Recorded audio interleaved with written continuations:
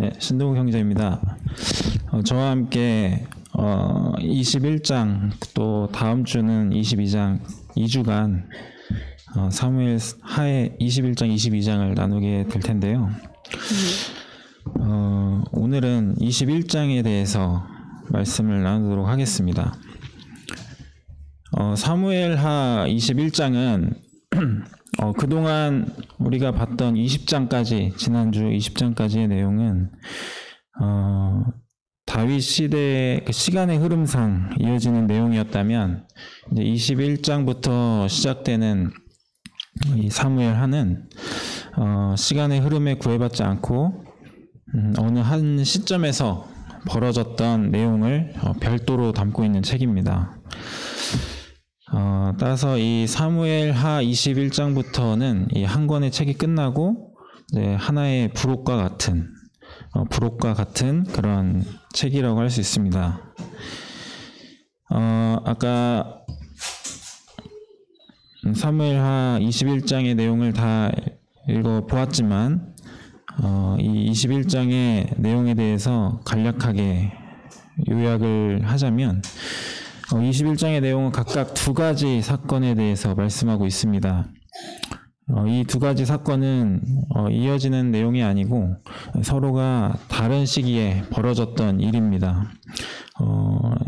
구체적인 시기는 알 수는 없지만 학자들에 의하면 이 다윗이 통치했던 이 초기에 일어난 일로 추정을 하고 있습니다. 첫 번째 사건은 1절에서 14절까지의 내용인데, 사울 왕이 기브온 사람을 죽인 범죄로 인해 다윗 왕 때 하나님께서 진노하셨는데, 이를 어떻게 해결해 나아갔는지에 대한 이야기를 담고 있습니다. 두 번째 사건은 15절부터 22절까지의 내용으로 블레셋과의 전투에서 다윗이 피곤하여 전장에 나갈 수 없는 상황에서 이 다윗의 용사들이 어떻게 활약했는가에 대해서 짧게 기록한 내용입니다. 우선 이 이스라엘이라는 나라를 생각할 때, 이 이스라엘이라는 나라는 이 왕이신 하나님께서 통치하시는 국가입니다. 이는 이 하나님의 말씀과 율법의 기준으로 순종했을 때 하나님과 백성 사이에 원활한 교제가 가능합니다. 하지만 이 왕이신 하나님의 말씀과 이 율법에 불순종했을 때에는 하나님께서는 자기 백성들에게 응답하시지 않는 내용이 우리는 이 말씀을 통해서 알 수 있습니다. 이는 그들의 이 성공과 이 실패는 하나님께 순종하느냐 순종하지 않느냐에 대한 이 여부에 따라서 이 출애굽 시기 때부터 이 광야 생활 그리고 가나안 정복기를 보면서 우리가 알 수 있는 사실일 것입니다. 먼저 이 사무엘 하 21장 1절에서 14절 말씀에 대해서 보도록 하겠습니다. 이 다윗 왕이 이 통치하던 시기에 이 3년 연속으로 기근이 있었습니다. 당시 이 농경 사회에서 3년 동안 기근이 있었다는 것은 단순한 일이 아닌 그들이 느끼기에 재앙과 같은 그런 일이었습니다. 다윗은 이러한 상황에서 하나님께 간구했습니다. 하나님께서는 이 사울 왕이 기브온 사람을 죽였기 때문이라는 응답을 받았습니다. 기브온 사람은 이스라엘 족속이 아닌 이 이방 민족이지만 과거 여호수아 때 그들을 멸절하지 않는 화친 조약을 맺었던 적이 있었습니다. 이것이 하나님 앞에서 죄가 되어 기근이라는 진노가 다윗 왕 때 내려졌던 것입니다. 다윗은 기브온 사람에게 찾아가 내가 당신들에게 어떻게 하여야 속죄를 받을 수 있겠느냐라고 물었고, 그들은 사울의 7 자손을 내어준다면 그들을 목을 매달겠습니다. 라고 이렇게 말했습니다. 다윗은 이를 허락하였고 그들은 그들의 말처럼 실행했고 하나님께서 비를 내리심으로 3년 동안 이어진 기근이 종결된 것으로 이제 마무리가 됩니다. 이 내용을 구체적으로 다시 한번 보도록 하겠습니다. 1절에서 2절까지의 내용인데요. 제가 1절, 2절을 읽도록 하겠습니다. 다윗의 시대에 해를 거듭하여 3년 기근이 있으므로 다윗이 여호와 앞에 간구하매 여호와께서 이르시되 이는 사울과 피를 흘린 그의 집으로 말미암음이니 그가 기브온 사람을 죽였음이라 하시니라. 기브온 사람은 이스라엘 족속이 아니오 그들은 아모리 사람 중에서 남은 자라. 이스라엘 족속이 전에 그들에게 맹세하였거늘 사울이 이스라엘과 유다 족속을 위하여 열심히 있으므로 그들을 죽이고자 하였더라. 이에 왕이 기브온 사람을 불러 그들에게 물으니라. 아까 말씀드린 대로 이 3년의 기근이 있었습니다. 그래서 다윗은 이 기근에 대해서 하나님께 나아갔을 때 하나님께서는 기도에 응답하셨습니다. 이 기근의 원인이 바로 사울이 기브온 사람을 죽였기 때문이다 라고 말씀을 주셨습니다. 이 기브온 사람이 누구인지는 우리가 2절에서 좀 더 구체적인 설명을 볼 수가 있는데요. 기브온 사람은 이스라엘 족속이 아니고 또 그들은 아모리 사람 중에서 남은 자라고 말씀하고 있습니다. 이스라엘 족속이 전에 과거에 이 기브온 사람들에게 맹세했다고 나오는데 이 과거에 이스라엘이 기브온 사람과 맹세한 부분이 어떤 내용이었는지 한번 이 말씀을 통해서 보도록 하겠습니다. 여호수아 9장에서 확인을 할 수가 있는데요. 제가 읽도록 하겠습니다. 9장 3절부터 6절까지 내용을 읽어드리겠습니다. 기브온 주민들이 여호수아가 여리고와 아이에 행한 일을 듣고 꾀를 내어 사신의 모양을 꾸미되 헤어진 전대와 헤어지고 찢어져서 기운 가죽 포도주 부대를 나귀에 싣고 그 발에는 낡아서 기운 신을 신고 낡은 옷을 입고 다 마르고 곰팡이가 난 떡을 준비하고 그들이 길갈 진영으로 가서 여호수아에게 이르러 그와 이스라엘 사람들에게 이르되 우리는 먼 나라에서 왔나이다. 이제 우리와 조약을 맺읍시다 하니 여호수아가 여리고성과 아이성 전투에서 승리한 일에 대해서 당시 그 땅에 살고 있던 그 족속들에게 전파가 되었습니다. 그중 기브온 주민들이 그 소문의 이야기를 듣고 굉장히 두려워했던 것 같습니다. 그들은 꾀를 내었습니다. 그들은 그들의 모든 복장과 음식을 낡고 상한 것으로 꾸미고 마치 아주 먼 나라에서 온 사신과 같은 그런 분장을 하여 여호수아를 찾아왔던 것입니다. 그들이 말하길 우리는 여호와의 이름으로 말미암아 심히 먼 나라에서 왔고 당신들의 소문을 들었습니다. 우리는 당신들의 종이니 우리와 조약을 맺읍시다 라고 말을 하였습니다. 그 이후 여호수아가 어떻게 했는지 다음 내용을 계속 살펴보겠습니다. 여호수아 9장 14절에서 15절을 읽어드리겠습니다. 무리가 그들의 양식을 취하고 어떻게 할지를 여호와께 묻지 않고 여호수아가 곧 그들과 화친하여 그들을 살리리라는 조약을 맺고 회중 족장들이 그들에게 맹세하였더라. 기브온 사람은 당장 자신들이 옆 나라에서 왔다면 이 이스라엘이 자신을 칠 수 있을 거라고 생각을 했던 것 같습니다. 그래서 이 굳이 먼 나라에서 온 사람까지는 치지 않을 것이라는 이 일말의 희망을 가졌던 것 같습니다. 그들은 이제 자신들이 멀리서 왔고 또 그런 것들을 보여주기 위해서 도시락이나 복장, 물병 등을 여기까지 오는 동안 곰팡이가 나고 해진 것처럼 치밀하게 변장을 했습니다. 여호수아는 그들의 의도대로 굳이 이 나라 정복하기도 참 어렵지 않습니까? 근데 이 먼 나라에서까지 온 이 사람들에 대해서 그런 필요성을 느끼지 못했던 것처럼 안일하게 처리를 했습니다. 그 내용이 14절에 여호수아는 어떻게 할지 여호와께 묻지 않았다고 나옵니다. 그렇게 하고 이제 며칠이 지나지 않아 이제 그들이 바로 옆에서 온 기브온 사람이라는 것을 알게 되었습니다. 여호수아 입장에서는 황당했을 수도 있겠지만 참 그들을 함부로 할 수 없었던 이유는 여호수아 9장 18절에 그러나 회중 족장들이 이스라엘의 하나님 여호와로 그들에게 맹세했기 때문에 이스라엘 자손이 그들을 치지 못한지라 라고 나오고 19절에 우리가 이스라엘의 하나님 여호와로 그들에게 맹세하였은즉 이제 그들을 건드리지 못하리라 라는 이들의 이 고백이 나옵니다.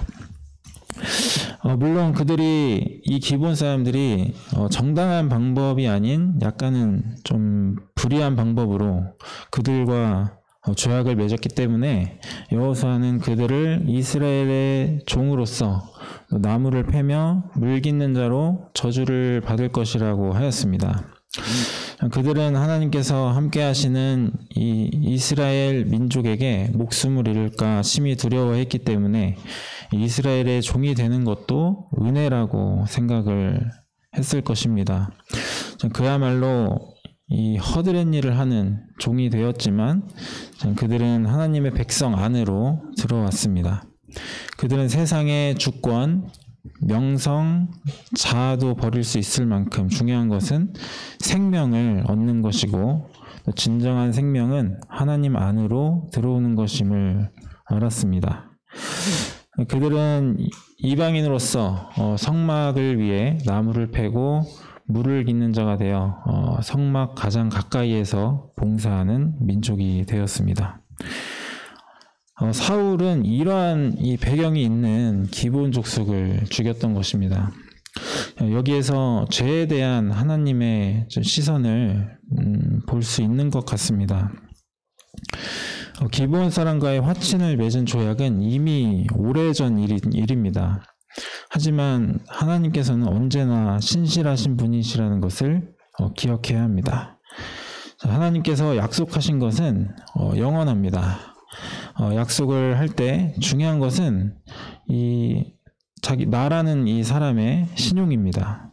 약속한 자가 누구냐에 따라서 그 약속을 맺을 것인가 맺지 않을 것인가에 대한 이 중요한 척도가 될 수 있습니다. 약속을 한 이후에도 이 약속한 자에 대한 신뢰도와 그 사람의 평판, 위치에 따라서 그 약속의 지속성에 대해서도 알 수가 있습니다. 하나님께서는 천지를 창조하신 창조자이십니다. 그의 이름은 참 의심스러울 수가 없습니다. 그분은 언제나 미쁘시고 신실하십니다. 말씀으로 창조하시고 그의 이름은 말씀으로 창조하시고 그의 말씀으로 만물이 순종합니다. 이 생육하고 번성하라 하신 명령으로 지금까지 이 세계는 살아 있습니다. 자, 아브라함에게 하늘의 별과 같은 자손이 번영하겠다라는 그 약속 이후로 지금 보고 있는 본문의 시대를 보더라도 이스라엘은 애굽에서 살아남아 광야 생활 40년을 거쳐 가나안을 정복하며 현재를 살아가기까지 하나님의 말씀이 이루어졌습니다. 하나님은 언제나 신실하시고 하나님께서 하신 약속에는 하나님의 이름이 걸려 있습니다. 우리가 인간적으로 생각하더라도 하나님께서는 이 하나님의 이름을 위해서라도 이 약속, 어떤 약속이든지 지키실 것입니다. 하지만 이 하나님과의 약속을 어기는 쪽은 언제나 이 사람입니다. 하나님께서 바라보시는 죄는 바로 이것이 아닐까 생각해 봅니다. 이 하나님의 말씀에 순종하지 않는 것, 이 하나님의 뜻에 거스르는 나의 생각, 하나님 안에 있지 않는 나, 이 하나님께서 일하시는 대로 일하지 않는 나, 이러한 나의 모습이 죄인의 모습이라고 생각합니다. 사울이 기브온 사람을 죽인 이유가 2절에 짧게 나오는데 이스라엘과 유다 족속을 위해 열심이 있었기 때문이라고 성경은 말하고 있습니다. 기브온 사람을 왜 죽였는지 자세한 내용은 다른 성경에서는 찾아볼 수가 없습니다. 오직 이 부분에서만 알 수 있는 내용입니다. 사울 왕이 정말로 왜 그들을 죽였을까에 대해서 생각을 해본다면 이스라엘과 유다 족속을 위해 열심이라는 구절에서 조금은 더 생각해 볼 수 있지 않을까 싶습니다. 당시 이스라엘 백성들은 여호수아가 이들을 살려준 이래로 멸절당해야 할 이방 민족으로서 성막에서 일하며 이스라엘 백성들과 어울려 생활하는 것에 어쩌면 불만을 품었을지 모르겠습니다. 그로 인해 기브온 사람은 이방인으로서 수많은 차별과 불이익과 폭력 속에서 살아왔을 것입니다. 이것에 대해 이스라엘 민족들 사이에서 적지 않은 여론이 있었을 것이라 생각이 됩니다. 이스라엘은 단일 민족 국가라는 구호 아래 자신의 인간적 성공과 명예를 중시하는 이 사울이 이러한 민심에 휘둘리지 않았을까 생각이 되어집니다. 2절의 내용과 같이 사울은 열심히 있는 사람이었습니다.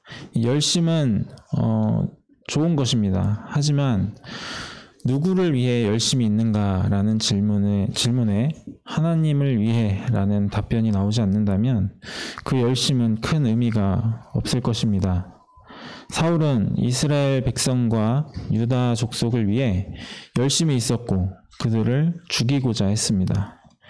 기브온 사람 입장에서 하나님께 은혜를 받은 자들이지만 이스라엘 사람들 사이에서는 차별의 대상이 되었고 폭력의 위협 속에 살아갔습니다. 이스라엘 백성 사이에서 이러한 여론에 대해 사울은 이미 알고 있었을 것입니다. 이스라엘이라는 나라가 하나님의 나라가 아닌 사울 자신의 나라로 여기며 욕심을 내었던 사울은 자신을 위해 열심을 내었을 것입니다.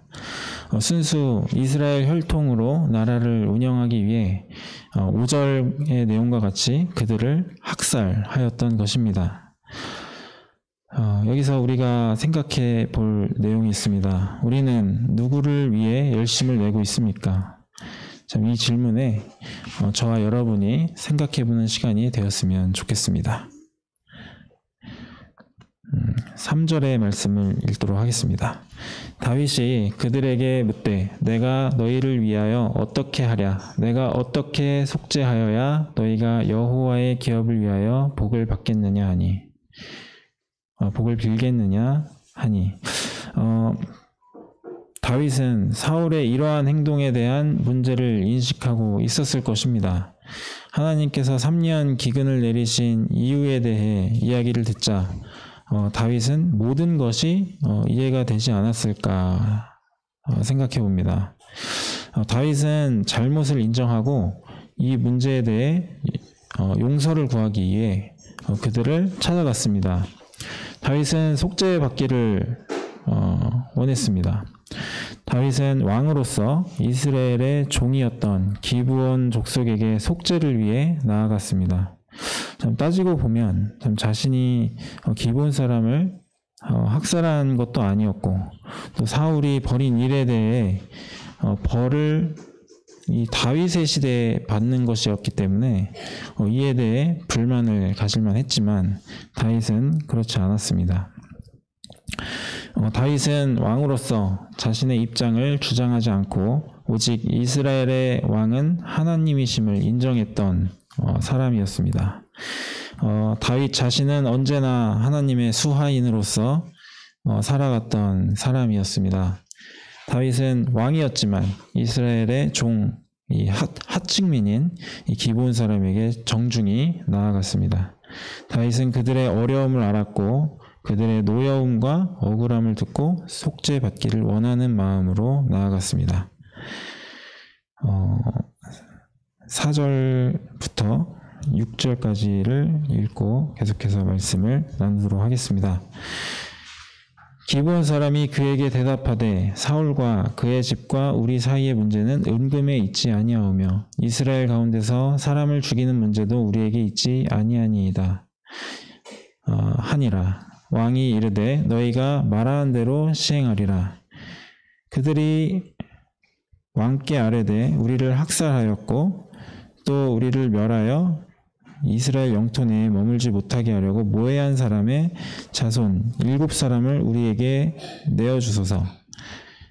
여호와께서 택하신 사울의 고을을 기브아에서 우리가 그들을 여호와 앞에서 목매어 달겠나이다 하니 왕이 이르되 내가 내주리라 하니라. 이 기브온 사람의 증언을 통해서 사울이 그들을 학살하였고 멸하였다고 했다는 이 사실을 발견하게 됩니다. 하나님께서 내리신 진노인 이 기근을 통해서 죄가 세상에 드러났고 이는 이방인들을 멸절하려 했던 사울의 인간적인 욕심이 드러나게 되었습니다. 인간적인 시선에서 사울의 열심은 정당할지 모르겠지만 이러한 일이 하나님의 뜻에 맞는 열심은 아니었습니다. 결국 이러한 사울의 죄는 죄의 삭을 지불하게 되었고 이는 죽음으로 보상을 해야 했습니다. 기브온 사람은 사울과 그의 집과 우리 사이의 문제로 지적하고 있습니다. 이 문제는 은금, 즉 물질적인 보상으로 해결될 것이 아니라고 말하고 있습니다. 당시 살인죄에 대한 보상으로 할 수 있는 것이 두 가지가 있었는데 이는 속전 그리고 그 살인자를 죽이는 것이었습니다. 다윗도 속전, 즉 은금으로 보상을 하려 했을지 모르겠지만 기브온 사람은 은금으로 해결할 문제가 아니다라고 말을 하였습니다. 그렇다면 이 남은 보상은 그 가해자를 죽이는 것으로 보상이 되어야 하는 것입니다. 기브온 사람은 이스라엘 가운데서 사람을 죽이는 문제도 우리에게 있지 않다라고 말하며 이 사람을 처형시키는 것은 자신들의 권한 밖이라고 하며 다윗의 허락 없이 이를 시행할 수 없음을 이야기하고 있습니다. 이는 다윗의 허락만 있다면 이 문제에 대한 보상은 자신들을 죽였던 그 세력들의 그 생명을 취해야 함을 말하고 있습니다. 아까 말씀드린 대로 이 내용에 대해서 민수기 35장 31절에 이 모세는 고의로 살인죄를 범한 살인자는 생명의 속전을 받지 말고 반드시 죽일 것이며 라고 분명히 율법에 명시하고 있습니다. 기브온 사람들은 사울과 그의 집이 고의로 자신들을 살해하였으므로 반드시 죽음으로 보상해야 한다고 이 율법의 규정대로 주장을 했던 것입니다. 하지만 그들은 사람을 죽이는 일이 이런 권한이 없었고 또 다윗의 허락 없이는 어찌할 도리가 없으나 이 법에 대해서는 그렇다라는 것을 말하고 있습니다. 사실 이것은 당연한 요구라고 할 수 있죠. 이 법에 명시된 내용대로 하자고 하는 이야기에 대해서 그 누구도 부인할 수 없을 것입니다. 그래서 다윗도 어찌할 도리가 없었고 그들의 요구대로 해줄 수밖에 없었습니다. 살인을 주도한 사울은 이미 죽었습니다. 하지만 기브온 사람은 사울뿐만 아니라 그의 집, 즉 사울의 사울의 그 가문과의 이 자신들과의 문제가 관련이 있다라고 주장을 했기 때문에 이 사울의 자손 7을 내달라고 요구했습니다. 이는 사울 주도하에 사울의 가문이 이 일에 깊이 관여했다는 것을 알 수 있게 됩니다. 그들은 사울의 고향인 기브아에서 그들을 처형함을 밝혔습니다. 여호와 앞에서 목을 매달겠다라고 했는데 이것은 이제 다시 이야기하면 여호와를 위하여 한다라는 것입니다. 이는 사울의 범죄로 인하여 벌어진 현재 어려운 상황을 기브온 사람도 함께 겪고 있는 것입니다. 그렇기 때문에 그들도 하나님께서 이 진노를 하루빨리 거둬주실 것에 간절할 것입니다. 기브온 사람들은 단순히 자신의 보상을 요구하는 차원을 넘어 이 3년 기근 가운데 이스라엘 전체의 안위를 위한 이 공적인 차원이라는 것을 말하고 있습니다. 7절 말씀을 읽고 계속해서 말씀을 나누겠습니다. 7절 그러나 다윗과 사울의 아들 요나단 사이에 서로 여호와를 두고 맹세한 것이 있으므로 왕이 사울의 손자 요나단의 아들 무비보셋은 아끼고 사울의 아들 요나단은 다윗을 자기 생명보다 아꼈다, 생명같이 아꼈다라고 여러 구절에서 우리가 보았습니다. 자신을 죽이려는 아버지 사울과는 반대로 요나단은 하나님의 이름으로 맹세했던 그 우정의 언약이 사무엘서 곳곳에 말씀하고 있습니다. 다윗 인생에 요나단과 같은 귀인을 다윗은 잊을 수가 없고 그리워할 것입니다. 사무엘하 9장에서 이 요나단과의 관계를 생각하여 요나단의 아들 무비보셋을 찾아낸 내용이 있습니다. 그에게 사울의 땅을 모두 그에게 주었고 왕의 상에서 항상 떡을 먹을 것이라는 약속을 하였습니다.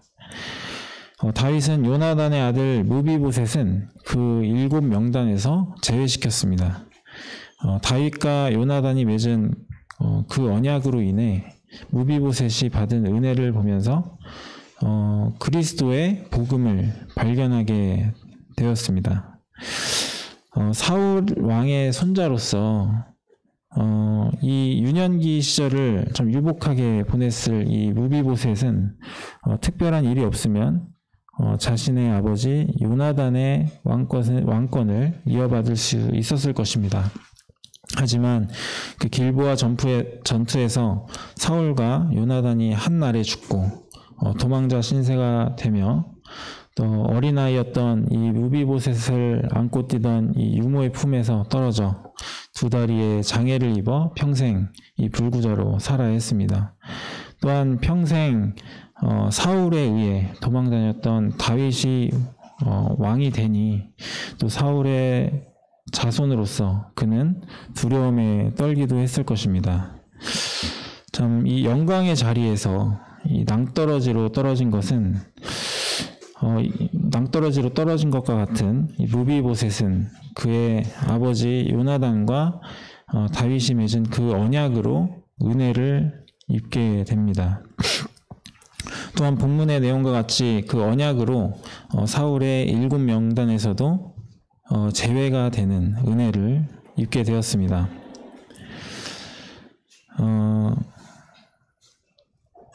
이 8절에 보시면 이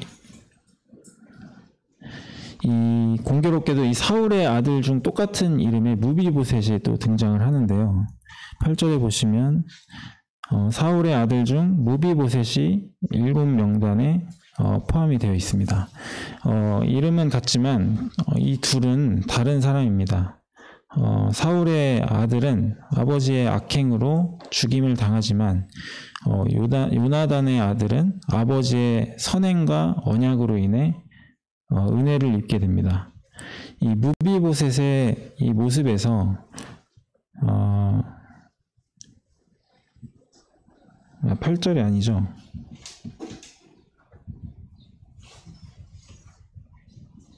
8절 맞나요? 7절, 7절.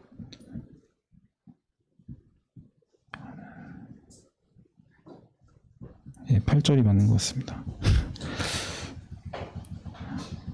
제가 지금 마우스를 안 가져와가지고 지금 네.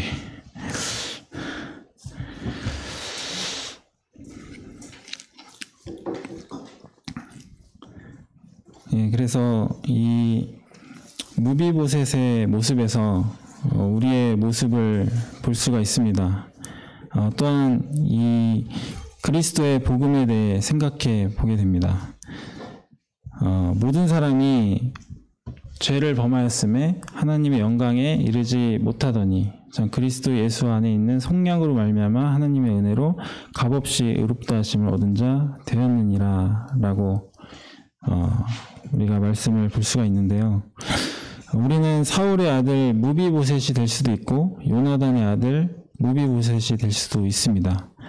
구원받기 전 나와 구원받은 나는 이 무비보셋과 같이 이름은 같지만 완전히 다른 사람입니다. 구원받기 전 구원받은 나와 또 구원받지 않은 나의 인생의 결과는 완전히 다릅니다. 예수 그리스도의 약속의 말씀으로 우리는 은혜 입은 무비보셋이 되었습니다. 죄로 인하여서 망할 수밖에 없는 우리를 의롭다 하시고 영원한 하나님 나라의 상속자로 삼아주신 것에 감사를 드립니다.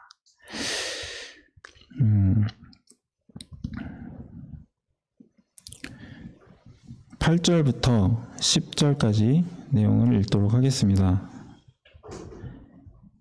9절부터 읽도록 하겠습니다. 그들을 기브온 사람의 손에 넘기니 기브온 사람이 그들을 산 위에서 여호와 앞에 목매어 달매 그들 7사람이 동시에 죽으니 죽은 때는 곡식 베는 첫날 곧 보리를 베기 시작하는 때더라. 아야의 딸 리스바가 굵은 배를 가져다가 자기를 위하여 바위 위에 펴고 곡식 베기 시작할 때부터 하늘에서 비가 시체에 쏟아지기까지 그 시체의 낮에는 공중의 새가 앉지 못하게 하고 밤에는 들짐승이 범하지 못하게 한지라. 그렇게 사울에게서 난 자들 7은 사울의 첩 리스바에게서 난 2 아들 알므니마, 무비보셋 사울의 딸 또 메랍의 아들 5을 붙잡았습니다. 이들이 나무에 목이 달려 한날 한시에 죽게 되었습니다. 이는 보리배기 시작하던 때라고 말씀하고 있고 오늘날 이 시기는 4월 정도 된다고 합니다. 2 아들을 잃은 사울의 첩 리스바는 굵은 배를 바위 위에 폈습니다. 이 굵은 배는 슬픔과 비탄을 상징하는 옷인 만큼 2 아들을 잃은 리스바는 아들과 그의 친족의 시신만큼은 보호하려 새와 들짐승들이 오지 못하게 하였습니다. 왜냐하면 이 시신이 짐승들에게 훼손당하는 것이 최대의 수치이자 모욕이었기 때문입니다. 원래라면 사람이 죽을 죄를 지어서 나무 위에 달려 죽더라도 장사는 죽은 그 당일에 지내야 하지만 이는 하나님 앞에서의 언약을 위반한 죄로 하나님께서 3년간 기근으로 진노하셨고 속죄의 의미로 처형당한 것이었기 때문에 하나님의 진노가 그치는 비가 내리기까지 시신을 방치하는 것이었습니다. 이 총 기간은 알 수는 없지만 보리 베는 시기인 이 4월, 오늘날의 4월에 해당하는 시간부터 비가 내리기까지 리스바는 그 기간 동안 시신을 보호했고 그 시신 또한 그 자리에 계속해서 달려 있었습니다. 이렇게 죄의 결과는 이와 같이 비참한 모습을 볼 수가 있습니다. 11절에서 14절까지 말씀을 읽도록 하겠습니다.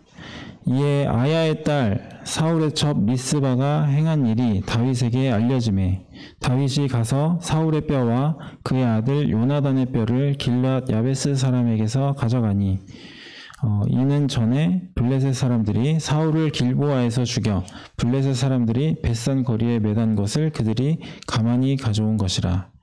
다윗이 그곳에서 사울의 뼈와 그의 아들 요나단의 뼈를 가지고 올라오매 사람들이 그 달려 죽은 자들의 뼈를 거두어다가 사울과 그의 아들 요나단의 뼈와 함께 베냐민 땅 셀라에서 그의 아버지 기스의 묘에 장사하되 모두 왕의 명령을 따라 행하니라. 그 후에야 하나님이 그 땅을 위한 기도를 들으시니라.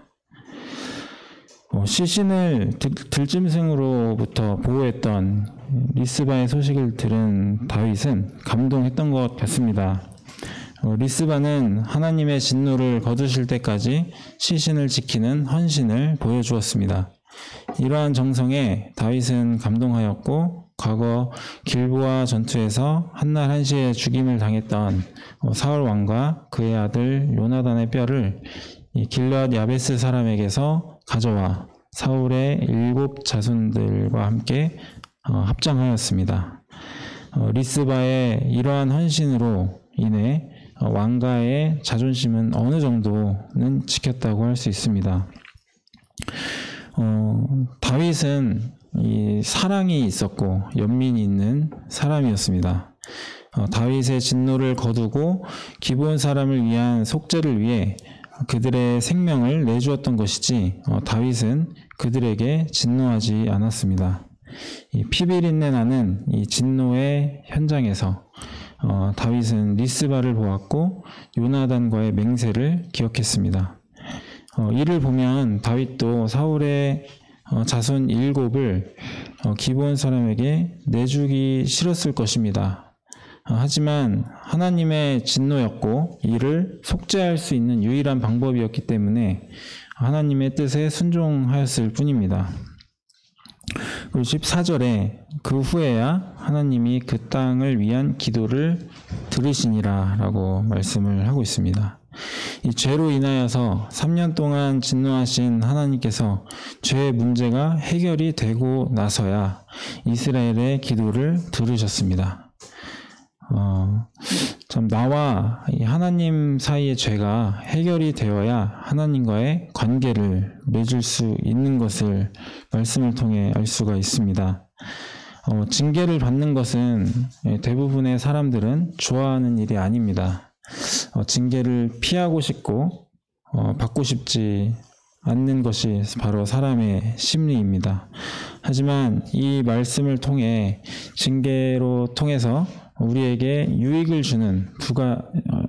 주는데 이것을 2가지로 정리해 볼 수가 있을 것 같습니다. 징계는 죄를 깨닫게 하고 하나님과 다시 바른 관계를 맺게 해줍니다. 징계는 쓰지만 결국 나에게는 유익한 것입니다. 사울의 죄가 있었지만 다윗의 시대까지 하나님께서 진노하지 않았던 그 기간 동안 이스라엘은 그 어떠한 잘못도 느끼지 못했을 것입니다. 하나님께서 진노를 내리심으로 죄를 깨닫게 하시고 하나님과의 관계를 다시 회복하기를 간절히 원하게 됩니다. 또한 기도를 할 때 하나님께서 응답해 주시지 않을 때 하나님과의 교제가 예전같이 않을 때 이러한 때가 있을 것입니다. 우리는 이러한 때를 기억하고 먼저 자신을 돌아봐야 할 것입니다. 혹시 하나님 앞에서 지은 죄가 없는가? 혹시 하나님이 아닌 나를 위한 열심을 행하지 않았는가? 혹시 하나님과 맺은 약속을 어기지 않았는가? 죄가 하나님 앞에서 해결되지 않는다면 하나님께서는 우리의 기도를 들어주지 않으십니다. 또한 하나님께서는 죄를 끝까지 기억하신다는 사실을 명심해야 할 것입니다. 왜냐하면 내가 지은 죄로 인해 나의 자손이 심판받을 수 있습니다. 하나님께 불순종한 죄를 하나님께서는 끝까지 기억하십니다. 내가 살아가는 시간 동안 진노하지 않으실 수 있습니다. 하나님께서 계신 시간은 우리 인간들이 살아가는 시간과 다르기 때문입니다. 하나님은 인간들이 구애받는 그 시간을 너머에 계신 분이시라는 것을 기억해야 될 것입니다. 우리는 우리 자신뿐만 아니라 우리의 사랑하는 자손들이 있습니다. 사울 한 사람이 지금은 그 불순종으로 인해 그의 자손이 처참하게 희생을 당하게 되었습니다. 그로 인해 사울 자신의 첩 리스바에게도 얼마나 큰 희생과 상처가 되었는지 모릅니다. 사실 이 리스바라는 사람의 인생을 가만히 보면 정말 한이 많고 불쌍한 인생이라고 할 수 있습니다. 사울의 장수 아브넬이 이스보셋의 왕국을 세웠을 때 모든 사람들에게 사울의 첩 리스바를 통간한 것을 일부러 보이게 했습니다. 이는 마치 다윗의 아들 압살롬이 자신의 아버지 다윗의 자리를 빼앗은 것을 더욱 보여주기 위해 아버지의 첩들에게 그런 음란한 행위를 모든 사람들에게 보여주며 자신이 진짜 권력자라는 것을 나타냈던 것과 같이 이 리스바에게도 과거에 이러한 일로 이용이 당하고 큰 상처를 안겨주었던 그런 여인이었습니다. 이러한 여인이 무슨 낙으로 살아가겠습니까? 아마 이 어머니의 삶은 두 아들들이 이 살아가는 이유가 아니었을까 이렇게 생각이 되어집니다. 두 아들을 바라보며 겨우겨우 살아갔을 리스바는 이마저도 사울 한 사람의 죄로 인해 삶의 이유를 빼앗긴 여인이었습니다. 이 한 사람의 불순종으로 인해 얼마나 많은 사람들이 처참히 짓밟히며 희생당해야 했습니까? 하나님께서는 이와 같이 지금도 우리를 지켜보실 것입니다. 이렇게 1절에서 14절까지 이 첫 번째 이 사건에 대해서 말씀을 나눠보았고요. 15절부터 22절까지의 내용에 대해서 나눠보도록 하겠습니다. 이는 이 블레셋과의 전투에서 다윗을 돕는 용사들의 이 활약에 대한 이야기입니다. 15절부터 22절까지 내용을 읽지는 않고 아까 읽었기 때문에 말씀을 나누도록 하겠습니다. 이 이야기는 아마 이 다윗이 왕이 된 초기에 있었을 때였을 것입니다. 그는 전쟁에 부하들을 먼저 보내고 뒤따라가는 자가 아닌 다윗은 항상 앞장서며 군사들을 이끄는 그런 리더였습니다. 하지만 이 계속되는 블레셋과의 전투로 이 15절의 내용과 같이 피곤한 다윗의 모습을 보게 됩니다. 이때 다윗을 보좌했던 장수들의 활약이 대단했는데 이들이 어떻게 다윗을 보호했고 다윗의 용사로서 어떻게 적을 제압했는지 소개하고 있습니다. 이들이 상대했던 적은 거인족이었습니다. 17절에 수르야의 아들 아비새는 블레셋 사람과 상대하며 다윗에게 전쟁에 나가지 말라고 호소했습니다. 왜냐하면 다윗은 이스라엘의 등불이었기 때문입니다. 이 어두운 밤 등불이 없다면 가고자 하는 길을 갈 수 없고 그 앞에 절벽이 있다면 앞을 보지 못한 채 떨어질 수가 있고 또 돌뿌리가 있다면 걸려 넘어질 수 있을 것입니다. 그들은 이 다윗 왕께 함께 하시는 이 하나님을 믿었습니다. 그렇기 때문에 이스라엘의 등불이 꺼지지 말게 해달라며 피곤한 다윗 왕이 전쟁에 참여한 것을 막았습니다. 다윗은 이스라엘의 등불로서 이스라엘의 생명, 이스라엘의 안정이었기 때문에 다윗의 용사들은 다윗을 지키는 것이 중요했습니다. 하나님께서는 이 다윗의 용사들을 사용하셨습니다. 다윗의 용사들은 거인족들을 완벽하게 제압을 하는 내용이 나옵니다. 그들의 활약으로 이 성공적인 승리의 결과를 이끌어내었습니다. 이 다윗의 용사들의 이 무용담을 보면서 생각해 볼 수 있는 것은 이 함께함의 원리입니다. 이 교회 안에서 하나님께서는 능력 있는 한 사람만을 사용하지 않으십니다.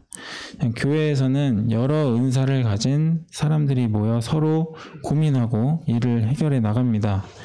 때로는 효율적이지 않을 때도 있습니다. 때로는 기다림이 필요합니다. 이 세상에서는 효율을 중시하고 그 분야에 능력 있는 자를 뽑아서 사용하고 그 사람을 중심으로 일을 해 나아가지만 이 교회는 그러한 세상의 논리와는 정반대입니다. 교회는 사랑으로 하나가 됩니다. 다윗의 처한 상황에 그의 용사들이 다윗을 보호한 것은 이스라엘 공동체를 위한 사랑이었습니다. 교회는 각 지체가 서로 연결되어 아름다운 그리스도의 형상을 만듭니다. 이렇게 승리하는 교회의 모습을 하나님께서는 기뻐하실 것입니다. 다윗은 그의 힘을 의지하지 않았습니다. 그의 장수들이 그를 위해 이스라엘을 위해 싸우는 것을 용납하고 전쟁에서 용사들은 각자가 이스라엘 공동체를 위해 싸웠습니다. 우리가 인생을 살아가다 보면 거인족과 싸우는 전쟁처럼 맞서기 어려운 고난을 겪기도 합니다. 이것과 맞서 싸우는 것이 때론 피곤할 때가 있습니다. 하지만 우리 주변에는 다윗의 장수와 같이 이 믿음의 용사인 성도가 있습니다. 그리스도의 몸의 공동체인 우리 각 지체는 서로 도울 수 있습니다. 서로를 도울 수 있는 부분은 여러 가지가 있습니다. 그 중에 기도에 대해 나누기를 원합니다. 저는 이제 부끄럽지만 기도의 능력에 대해서 의심이 있었습니다. 좀 여전히 그 믿음이 부족합니다만 언젠가 누군가 저에게 기도를 부탁할 때 겉으로는 이제 기도한다고 말했습니다. 하지만 전 그 마음속으로는 내가 기도한다고 뭐가 바뀌겠어? 내가 하나님 앞에서 대단한 사람도 아닌데 내가 남을 위해 기도하는 것이 내가 남을 위해 기도하는 것보다 간절한 자신이 기도하는 것이 하나님께서 더 잘 들어주시지 않을까라는 생각을 했습니다. 하지만 주님께서는 원수의 모든 능력을 제어할 수 있는 권세를 제자들에게 주신 것처럼 우리 각자에게도 주셨다라는 것을 어떤 한 그 교제로 통해서 알게 되었습니다. 이처럼 하나님께서는 우리 하나하나를 사용하시고 우리는 우리의 지체를 위해 살아가야 합니다. 내가 보잘것 없거나 내가 어떠한 도움이 되겠어? 라는 의심을 할 필요가 없습니다. 우리는 그리스도의 한 지체이고 지체인 우리 각자는 그리스도의 몸입니다. 지체가 지체를 사랑하는 것은 우리 몸을 사랑하는 것입니다. 기도와 성도와의 신방과 교제와 격려는 다윗이 힘들 때 다윗의 용사들이 다윗을 도운 것과 같은 동역일 것입니다. 말씀을 정리를 하겠습니다. 사울의 과거 죄를 통해서 많은 사람들이 희생당했습니다. 이는 하나님께서 사울의 죄를 사울의 세대 이후에 기억하시고 진노하셨던 것처럼 하나님은 나의 죄를 끝까지 기억하시고 약속에 대해 끝까지 기억하시는 분이라는 것을 보았습니다. 징계는 죄를 깨닫게 하고 회개할 수 있는 기회를 열어줍니다. 죄가 해결되면 다시 우리는 하나님과 좋은 관계를 맺을 수 있습니다. 하지만 기억해야 할 것은 하나님께 대한 불순종의 대가를 반드시 치르게 될 것이라는 것입니다. 두 번째로 블레셋과의 전투를 보며 우리 인생에도 거인족을 만나는 것과 같은 고난을 맞이할 때가 있습니다. 전 그 고난을 맞서 싸울 때도 있지만 다윗과 같이 지치고 힘들 때도 있습니다. 그럴 때 우리 주변에 지체인 성도들이 있음을 기억해야 합니다. 우리에게 주신 지체는 자신의 몸을 사랑하듯 서로를 사랑하고 돕고 기도하고 격려하고 위로하는 그런 돌보는 관계입니다. 네, 이렇게 정의를 마치고 오늘 이 말씀에서 주신 이 교훈을 기억하며 또 한 주를 살아가는 우리 서대문교회 성도 여러분이 되기를 기도합니다. 기도하고 말씀을 마치겠습니다.